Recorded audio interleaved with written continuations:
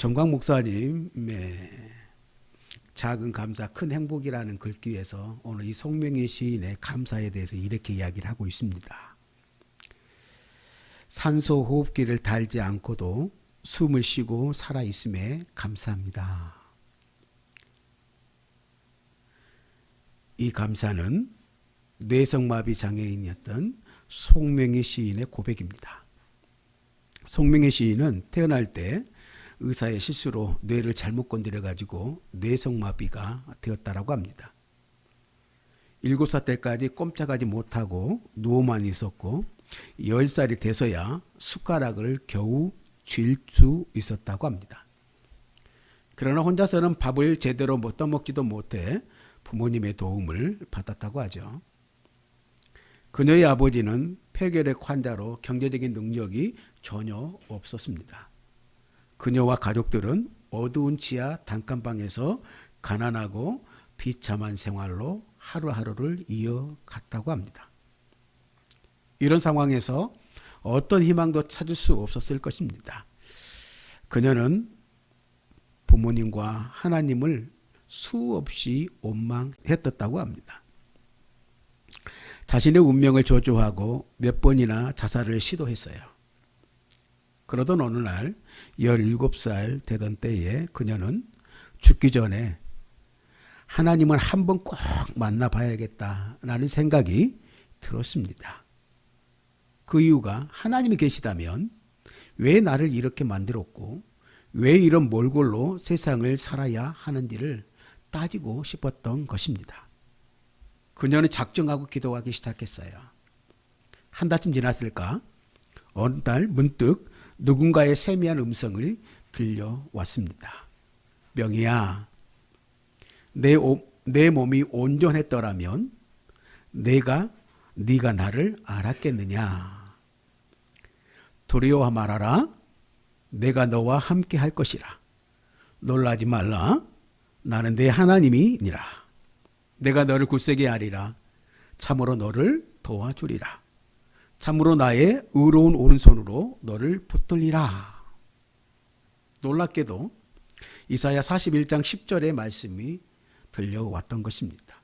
그 말씀으로 오늘 하나님은 이 송명희 시인을 위로해 주시는 음성으로 다가오셨다라고 하는 것입니다. 비로소 그녀는 주님의 커다란 사랑을 깨닫게 되었고 그 사랑에 감사하고 감격했다라고 말합니다. 그 그녀는 주님으로부터 받은 그 영감으로 수많은 감동의 시를 쓰게 되었습니다. 그녀의 대표작 가운데 수많은 사람들의 심금을 울리고 복음성가로 불려 많은 사랑을 받고 있던 시가 나입니다. 그녀는 세상적인 눈으로 볼 때에는 아무것도 가진 것이 없는 사람임에 분명합니다. 하지만 이 하늘의 시인 송명희는 이렇게 고백하고 있습니다. 내 몰골이 이렇게 참혹하고 내 처지가 처절하다고 당신들이 나를 동정할지는 모르겠지만 그러나 하나님께서는 나에게 당신들이 갖지 못한 세상에서 가장 소중한 것을 주셨습니다. 그러므로 나는 하나님께 감사합니다. 지금도 그녀는 자신이 지은 시로 수많은 사람들을 감동하고 감동을 주고 있고 위로를 주고 있습니다.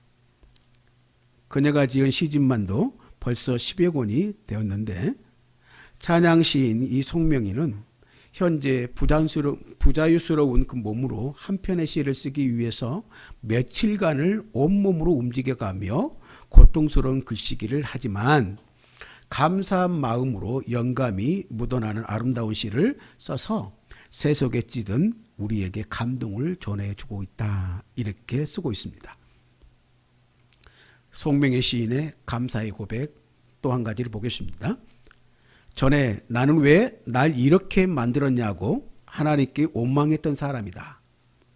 그런데 그분이 왜 나를 이렇게 만드셨는지를 깨닫고 나서부터 감사를 하게 되었다. 인생이 얼마나 장수하는가, 얼마나 가지고 누리는가에 참된 가치가 있지 않고 어떻게 사느냐에 달린 이상 나는 장애가 결코 감사 못할 선물이 아님을 알았노라 라고 말입니다. 오늘 성경 본문에도 참 인생이 그렇게 만만치 않은 쉽지 않은 인생을 살아가는 나병 환자의 이야기를 우리가 함께 살펴보게 됩니다. 오늘 그들에게 있었던 것이 그들이 다른 사람들에게 있었던 것이 무엇이었을까? 한 문둥병자에게 있었던 그것이 무엇이었을게?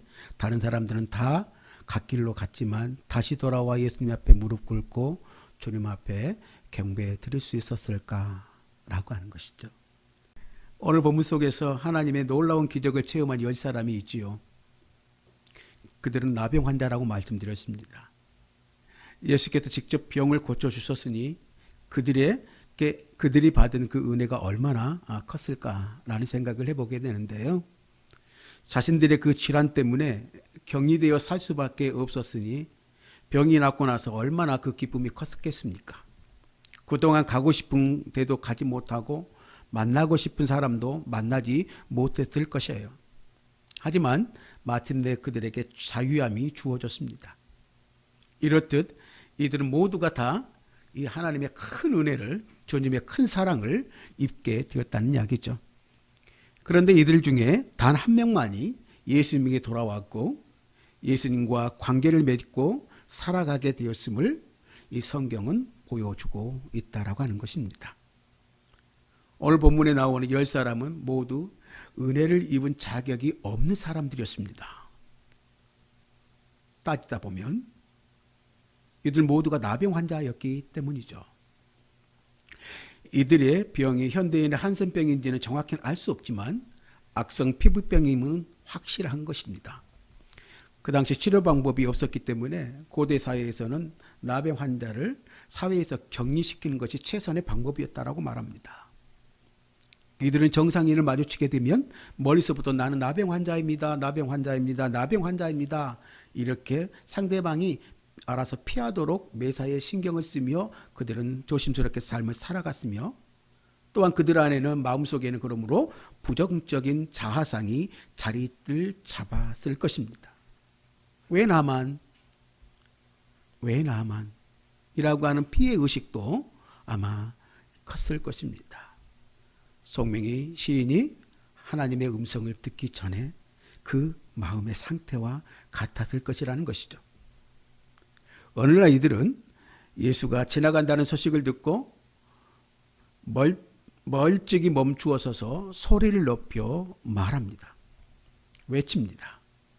가까이 갈 수가 없으니까 멀리서 크게 소리를 지르는 거예요.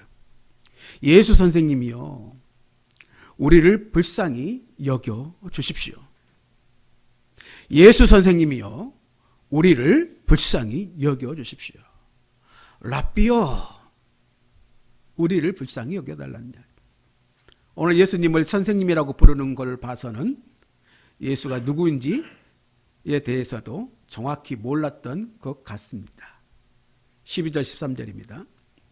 한 마을에 들어가시니 나병 환자 10명이 예수를 만나 멀리 서서 소리를 높여 이르되 예수 선생님이여 우리를 불쌍히 여기소서 하거늘. 이처럼 이들은 예수님에 대해서 무지한 사람들이었어요. 어쩌면 단순히 어떻게 보면 병까지 나을 줄 기대도 안 했을 수도 있습니다.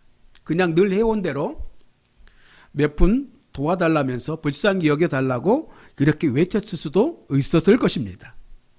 그런데 예수님은 의외의 반응을 일으킵니다. 그런 그들을 바라보며 예수님께서 발걸음을 멈추었습니다. 그리고 예수님께서는 그들에게 난데없이 가서 제사장들에게 너희의 몸을 보여라 라고 말을 합니다.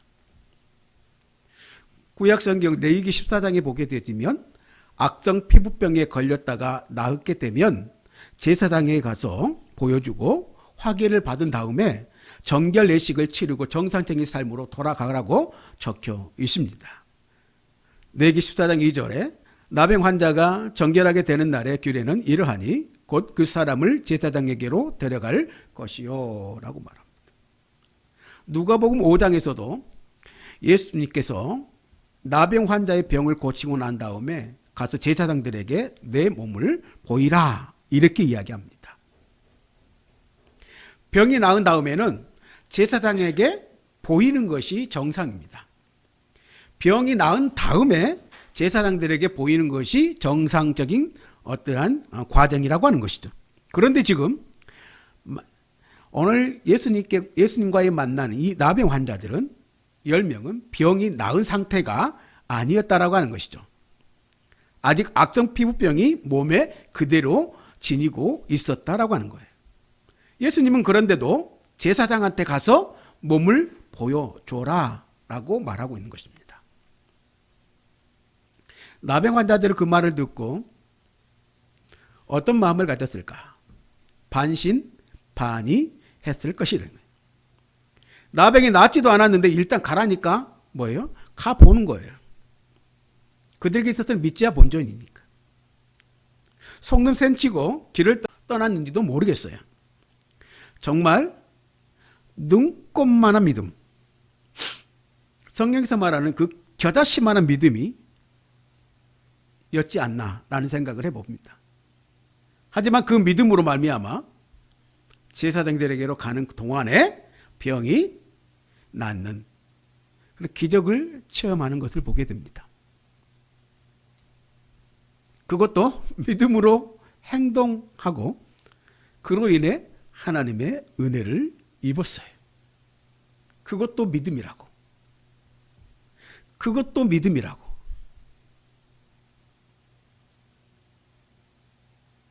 오늘 이는 믿음이 무엇인지를 보여주는 가장 큰 대목이라고 볼 수 있습니다. 겨자씨만한 믿음으로 10명이 모두 깨끗이 받았어요. 모두. 그들은 깜짝 놀랐을 거예요. 한 사람만 변한 것이 아니라 다 같이 변했으니 얼마나 그들 안에서는 흥분의 도가니가 되었지 않겠습니까? 서로를 바라보면서 우와, 내 피부가 깨끗해졌어. 내가? 너도 없어졌어. 라고 하면서 감격하며 눈물을 흘렸을 것입니다. 모두가 감격했지만, 모두가 나음을 받았지만 9명은 병만 나았습니다. 그리고 1명이 예수께로 돌아왔습니다. 예수는 그에게 내 믿음이 너를 구원하였다라고 선언해 주십니다. 같이 읽겠습니다. 그에게 이르시되 일어나 가라 내 믿음이 너를 구원하였느니라 하시더라. 9명의 모든 나병 환자들이 다 나음을 받았지만 예수님께 돌아와 감사를 표현하고 그 앞에 무릎 꿇은 사람은 1명밖에 없었다라고 하는 것입니다. 9명은 병을 나았습니다. 그러나 그들은 진정한 구원에는 이르지 못했다라고 하는 것이죠. 여러분, 구원이라고 하는 것이 단지 천국 가는 것만이 아니에요. 구원은 한 사람이 변화되어지고 회복되어지는 전 과정을 이야기하는 것입니다. 다시 말해서 구원의 여정을 지금 막 시작한 거예요. 예수께서 돌아온 한 사람이 구원의 놀라운 과정에 들어섰다라고 오늘 선언해주고 있는 것이에요. 그렇다면 9사람과 한 사람의 분기점은 어디서 생겨났는가? 양쪽 다 은혜를 받을 만한 사람이 아니었고 양쪽 다 병이 낫지도 않았는데 겨자씨만한 믿음으로 제사장에게 떠나갔습니다. 그리고 양쪽 다 병이 낫는 기적을 체험을 했어요.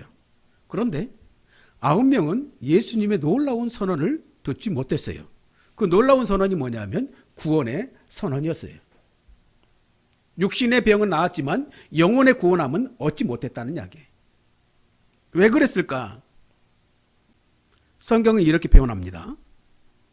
한 사람만이 하나님께 영광을 돌리며 돌아왔다라고 하는 거예요. 9명은 예수의 놀라운 선언을 듣지 못했어요. 그 이유는 뭐냐면 예수님께 또 돌아오지 못했기 때문입니다. 안 왔기 때문입니다. 같이 읽겠습니다. 15절입니다. 그 중에 한 사람이 자기가 낳은 것을 보고 큰 소리로 하나님께 영광을 돌리며 돌아와. 되돌아왔다라고 하는 단어가 참 중요합니다. 이 단어는 예수가 하나님께 영광을 돌리러 되돌아온 사람은 이 이방 사람 한 명밖에 없느냐라고 할 때 딱 한 번 등장합니다. 생각해 보십시오. 병이 나왔을 때 10명은 어떻게 했을까? 와, 우연히 병이 나왔겠지. 이렇게 얘기했을까요? 아마 아니었을 것 같아요. 그들은 기적이 자신에게 일어난 것을 체험하고 예수 및 선생님의 말씀을 믿고 행하여 병이 나은 줄 알았습니다. 그러니까 하나님께 영광을 돌린 겁니다. 고맙지 않았을까요? 하나님 감사합니다. 이토록 모슬병을 낫게 해주셔서 감사합니다. 이제 깨끗해졌습니다. 새로운 우리에게 삶이 자유함이 주어졌습니다. 하나님 너무 감사해요. 감사해요. 아무 자격 없는 저희를 깨끗하게 해주셔서 감사해요. 누구도 거들떠보지 않는 우리의 인생을 살펴주셔서 이렇게 은혜 입게 해주셔서 감사해요. 이렇게 하나님께 영광을 돌렸을 거예요. 그러나 9은 흩어져 각자 갈 길로 갔고 오직 한 사람만이 예수님께로 돌아왔다라고 하는 것입니다. 결국 9명은 병만 나았고 한 사람은 병도 낫고 영혼의 구원까지도 이르게 되었다라고 하는 것입니다. 그들이 어디로 갔을까? 정말 제사장으로 갔을까? 아니면 고향집으로 갔을까? 어디로 갔는지는 성경은 기록하지 않고 있어요. 왜 그렇습니까? 그것은 중요하지 않기 때문이에요. 그들의 행방에 대해서 중요하지 않아요. 단지 중요하게 여기는 것은 한 사람이 예수님께로 돌아왔다라고 하는 그 포인트예요. 할렐루야. 단 한 명만이 예수께 돌아와서 발 앞에 엎드려 그에게 감사하며 경배를 표한 거예요. 오늘날에도 수많은 사람들이 하나님의 은혜를 잊고 놀라운 기적을 체험했음에도 불구하고 어떤 사람은 변하고요, 어떤 사람은 변하지 않아요. 입으로는 은혜를 받았습니다 라고 말하지만 그의 삶의 모습을 보면 전혀 은혜롭지 않는 삶을 살아가요. 우리가 하나님의 은혜를 경험한 사람이라고 한다면 그 은혜 받은 사람처럼 살아가야 해요. 그 은혜 받은 사람의 상징이 무엇이냐? 오늘 한 문둥병자예요. 돌아와 감사하며 경배하는 거예요. 이들의 이야기에는 그 비밀을 잘 설명해 주고 있는 거예요. 믿음으로 행동하라고 하는 내용이에요. 하나님의 은혜를 입은 사람이 진정한 변화로까지 나아가려면 무엇이 필요할까? 가장 먼저 오늘 10명의 문둥병자들은 의심을 가지면서도 순종한 거예요. 믿음은 행동으로 연결될 수밖에 없다는 이야기예요. 만약 행동이 따르지 않는다라고 한다면 믿지 못하고 있다라고 하는 한마디로 반증이 될 거라는 이야기죠. 아주 작은 믿음이지만 그 안에 믿음의 내용이 정말 심오하기 때문이에요. 10명의 나병 환자가 내딛는 발걸음은 작고 단순한 행동이었습니다. 그러나 그 안에 담긴 하나님의 은혜는 무엇입니까? 크고 놀라웠다라고 하는 거예요. 두 번째로 하나님의 은혜를 누리는 사람들에게 있어서 은혜를 누리는 것보다 더 중요한 것은 은혜에 대한 반응이에요. 할렐루야. 할렐루야. 나병 환자 한 명은 나머지 9명과의 반응은 조금 달랐다라고 하는 거예요. 한 명은 하나님께 영광을 돌리며 돌아와서 감사를 드렸다라고 하는 거예요. 예수의 발 앞에 엎드려 감사하니 그는 사마리아 사람이라 라고 말해요.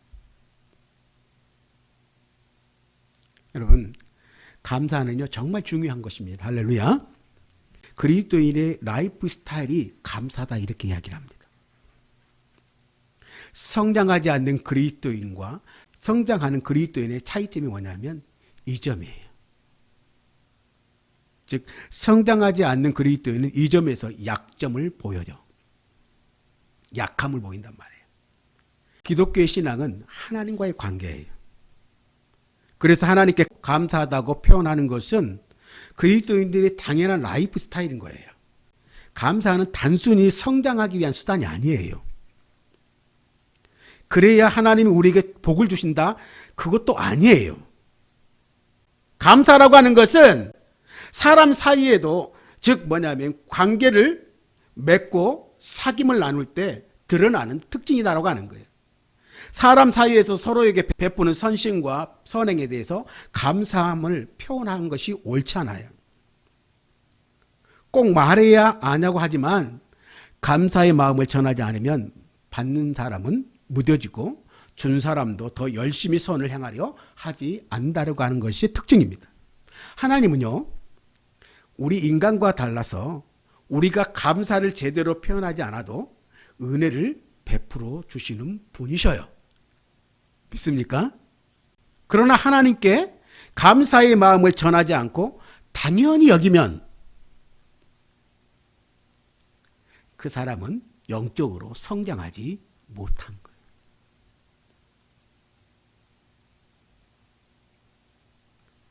점점 하나님의 은혜에 무감각해지고 결코 마음속에서도 기쁨이 사라지게 되어 있습니다. 자, 여기에서 점검하십시다.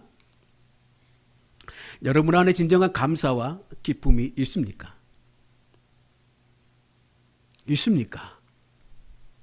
그러면 여러분들은 하나님 안에서 영적으로 성장하고 있는 거예요. 그렇지만 그것이 사라지고 전혀 찾아볼 수 없다라고 한다면 오늘 우리는 가난한 영혼일 수밖에 없어요.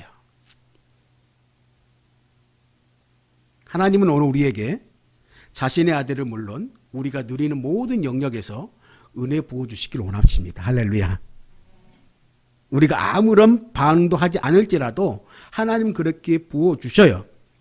그러나 중요한 것은 하나님과의 관계가 친밀해지지 않아요. 그래서 우리가 잘하지 않아요.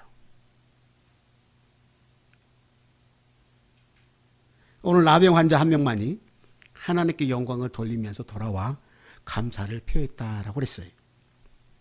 9명은 감사하는 마음이 없었을까요? 당연히 있었어요. 마음은 있었지만 표현하지 않고 어디론가 가버렸다라고 하는 거예요. 내 믿음이 너를 구원하였다라고 하는 놀라운 그 구원의 선언도 놓치고 이를 기점으로 시작해서 성장과 성숙의 여정도 놓쳐버렸다라고 하는 거예요.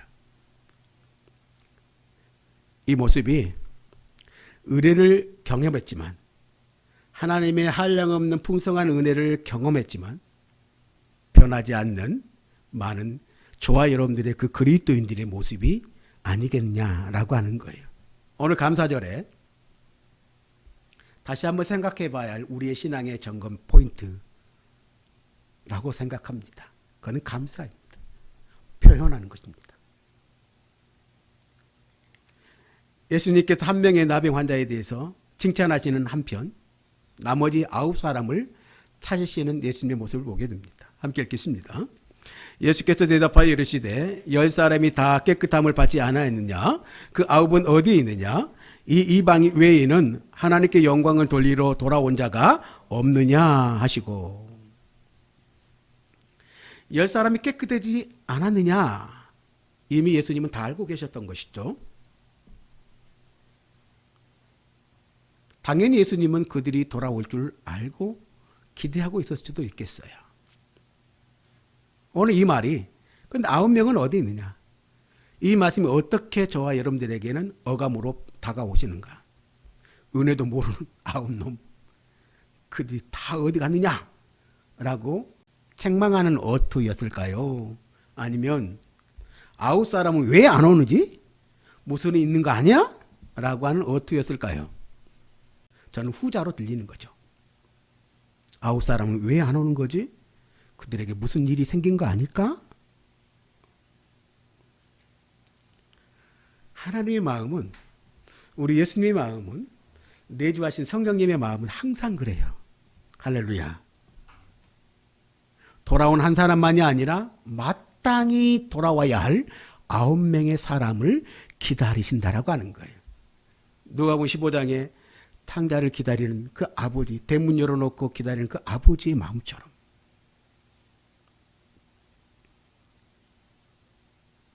지금까지 우리가 신앙생활을 하면서 목회를 해오면서 그렇더라고요. 은혜를 잊는다고 다 변하는 것은 아니라는 생각이 들더라고요. 하나님의 은혜를 경험하면서도 그 은혜를 당연히 여긴 사람들이 있는가 하면 그 은혜에 감사하여 하나님 앞에 더욱더 마음을 나누는, 하나님 앞으로 더 나아가는 그런 사람들이 있다는 이야기죠. 우리 사랑하는 모든 성도님들은 후자의 사람들이 되길 간절히 바랍니다. 감사를 하는 사람, 은혜를 은혜로 하는 사람. 당연한 건 없어요. 이 세상에도 영적인 원리에도 당연한 건 아무것도 없어요.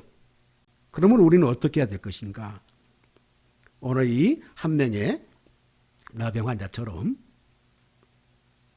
받은 은혜를 누리고 그 은혜를 부어주신 분께 돌아와 감사의 경배, 예배를 드릴 때 오늘 우리가 건강한 그리스도인, 하나님의 사람, 하나님과의 관계가 깊어지는 믿음의 성숙을 이루는 그런 신앙인이 될 수 있다는 사실을 꼭 기억하시길 원합니다. 더욱더 하나님의 은혜를 알아채고 누리며 감사하는 삶을 살 수 있게 되기를 주님의 이름으로 축복합니다. 오늘 감사절을 맞이해서 오늘 우리에게 오늘 한 나병 환자의 노래를 들려드렸습니다. 송명의 시인의 그 찬양을 여러분들에게 들려드렸습니다. 나에게는 9명이 갖고 있지 않았던 감사의 그 은혜를 있다고 오늘 나병 환자는, 오늘 송명의 시인은 노래하고 있는 것이에요. 여러분, 여러분에게 서두에서 여러분한테 질문했던 것처럼 다른 이에게 없는 그 무엇이 무엇입니까? 나 남이 없는 것 같게 하신 그 하나님의 은혜가 무엇입니까? 오늘 주님께서는 여전히 우리를 기다리고 계셔요. 주님을 향한 감사의 은혜를 노래하고 예배하는 오늘 우리 모두가 되어지길 간절히 바랍니다. 바라기는 오늘 우리 모든 성도님들과 오늘 교회가 주님이 칭찬하시는 이 한 사람이 되어지길 바라고 우리 교회가 그 한 교회가 되어지기를 소망하는 것입니다. 오늘 우리 모두의 삶에 주님을 향한 감사의 노래가 매일 올려지기를 간절히 소원하면서 그러므로서 남에게 있지 않는 그 무엇으로 인해서 하나님 앞에 항상 매일의 감사의 은혜의 찬양이 저와 여러분들의 입술 가운데 있어지길 주님의 이름으로 축복합니다. 나 남이 없는 것 같게 하셨네. 나 남이 없는 것 같게 하셨네.